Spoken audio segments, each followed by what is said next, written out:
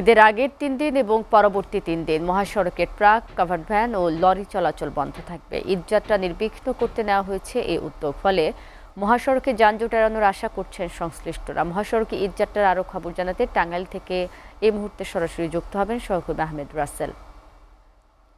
রাসেল, মহাসড়কে যানজট তৈরি হয়েছে কেন এবং কি অবস্থা দেখতে পাচ্ছেন আসলে?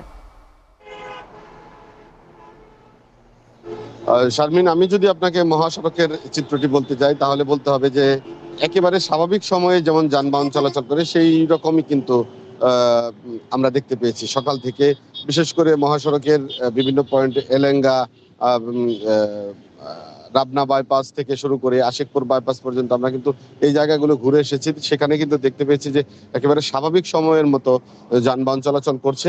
তবে একটি তথ্য দিয়ে রাখি যে এই মহাসড়ককে ধরে উত্তরবঙ্গে যে ২১টি জেলা, সেই ২১টি জেলায় যানবাহন চলাচল করে। সেই ২১টি জেলায় যানবাহন চলাচল করার ক্ষেত্রে যমুনা সেতু ধরে স্বাভাবিক সময়ে প্রতিদিন ২৪ ঘন্টায় ১৫,০০০ যানবাহন চলাচল করে।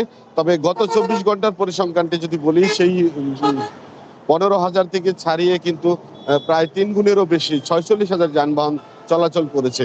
এর বিপরীতে টোল কর্তৃপক্ষ, সেতু কর্তৃপক্ষ টোল আদায় করেছে ৩.৫ কোটি টাকার মতো। তো এই তথ্যটি ধরেই বোঝা যায় যে এই মহাসড়ক ধরে কিন্তু গত ২৪ ঘন্টায় প্রায় ৩ গুণেরও বেশি যানবাহন চলাচল করছে। তবে মহাসড়কের কোথাও কোনো যানজটের সৃষ্টি হয়নি। গতকাল প্রতিমন্ত্রী তিনি আমাদেরকে জানিয়েছেন যে এই ঈদ যাত্রায় মহাসড়ক যানজট মুক্ত রাখতে তারা কিন্তু নানামুখী উদ্যোগ নিয়েছেন। বিশেষ করে প্রশাসনের পক্ষ থেকে যে ৩ থেকে ৪ স্তরের নিরাপত্তা সহকারে কিন্তু প্রশাসনকে সাজানো হয়েছে, ঢেলে সাজানো হয়েছে। এই মহাসড়কের যানজট নিরসনে কিন্তু এখন পর্যন্ত প্রতি ২৪ ঘন্টায় ৭০০-এরও বেশি পুলিশ সদস্য কাজ করছে বলে আমাদেরকে জানিয়েছেন। তো সবকিছু মিলে যদি চাপের কথা বলি, যে মহাসড়কে চাপ রয়েছে কিন্তু যানজট নেই। তবে এই চাপ থেকে যানজটের রূপান্তরিত হওয়ার সম্ভাবনাটা রয়েছে আজ রাত থেকে। বিশেষ করে গার্মেন্টস ছুটি হওয়ার পরে থেকে কিন্তু এই চাপটা বেড়ে যায়, আমরা মহাসড়কে দেখেছি। তো সব মিলে যদি আপনাকে বলি যে মহাসড়কের এখন অবস্থা অনেকটাই স্বাভাবিক। তো এই ছিল ঢাকা টাঙ্গাইল মহাসড়কের সর্বশেষ চিত্র। শারমিন। রাসেল, আপনাকে ধন্যবাদ।